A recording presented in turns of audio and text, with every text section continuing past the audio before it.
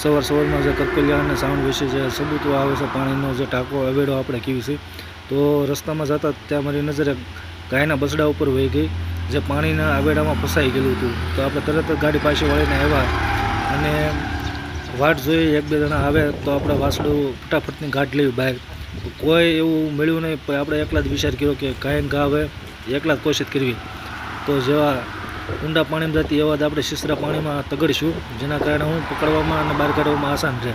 તો જેવો મોકો મળ્યો એવો જ આપણે ગાયના બસડાને પકડી લીધું છે. તો પહેલાં તો બે આગળના ટાંગા રહ્યા એ બહાર કાઢશું, જેના કારણે અડધું વ્યાવ તો અડધી મહેનત ઓછી. ગાયના બસડાએ પણ જીગર રાખીને કૂદકો માર્યો એટલે તરત જ બહાર નીકળી ગયું. જેવું બહાર નીકળ્યું આપણા પગ ઉપર પગ મૂકી દીધો, જેના કારણે હું પગમાં થોડું ઘણું વાગ્યું, પણ કાંઈ વાંધો નહીં, મદદ કરવામાં તો એટલું બધું ચાલે જ તે. તો ગાયનું બસડું કમ્પ્લીટ બહાર આવી ગયું છે, જે આપણે મહેનત કરી મહેનત રંગ લાવી છે.